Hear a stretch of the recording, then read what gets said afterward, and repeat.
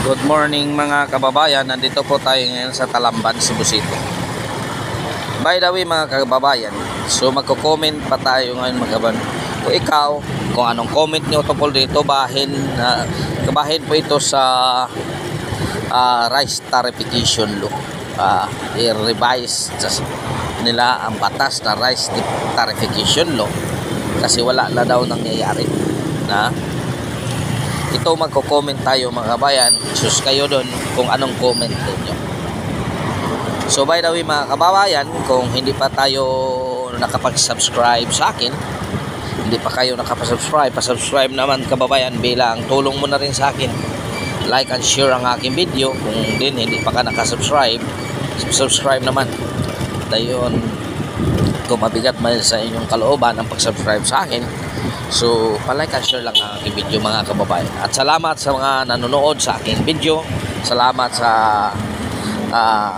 naniniwala sa aking ating mga tatalakay. So thank you very much to all over the world. Vietnam, good morning sa inyong good morning to all of you. Uzbekistan, so thank you very much for watching of my channel. So good morning. So Vietnam, so please like and share, please subscribe my channel. Thank you very much who will be watching of my channel. Thank you very much Vietnam. And then this is from the deepest of my heart. So Uzbekistan also, thank you very much for watching my channel. So thank you very much for support my channel. So by the way mga kabayan, ito ang ating tatalakay. Ang stance ko dito mga kababayan, itong rice tarification law, kung pera ang bibigay nyo sa mga magsasaka, ito ay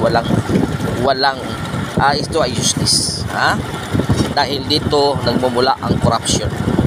Dito nagmula mga kababayan.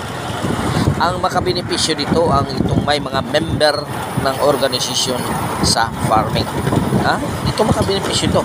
Pero itong ordinaryong manggagawa na dapat sana gawain niya ang kanyang lupa pero walang puhunan, so paano siya makapagawa ng kanyang lupa na walang puhunan, na walang pambili ng fertilizer, walang pambili ng medicine.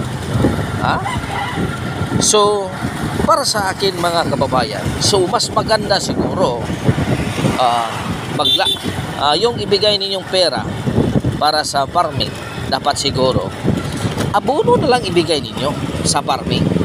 Abono at fertilizer at sa yung medicine. Simple lang yan mga kababayan. Billion ang budget ninyo sa farming. Pero bakit hanggat ngayon hindi tayo umangat sa farming? Kasi napakamahal ang abono, fertilizer, napakamahal ang yung medicine.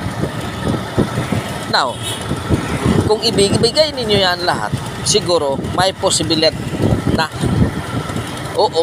bababa ang presyo ng bigas.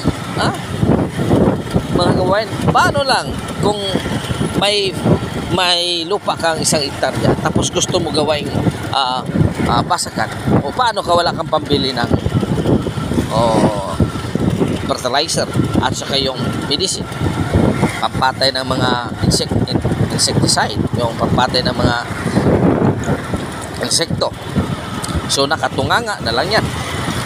Pero kung ibigay ninyo ang fertilizer based sa pangailangan ng kanyang lupa, ibigay ninyo yan. Billion ang budget ninyo tapos hindi kaya nyo ibigay, huwag kayong magbigay ng pera.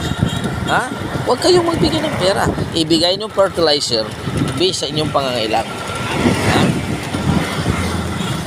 Pupuntahan mo doon, ang magbigay na yan ay ang agriculture.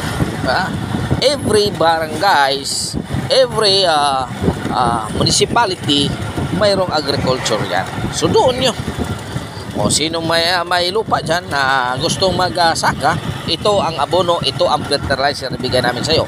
Pero kung hindi nyo nagawa at nakatunganga lang fertilizer na yan, pwede nyo paila ng kaso para ang tao talaga na kumukuha ng fertilizer ay gagawin niya talaga ang kanyang lupa. Kanyang tatrabahuin.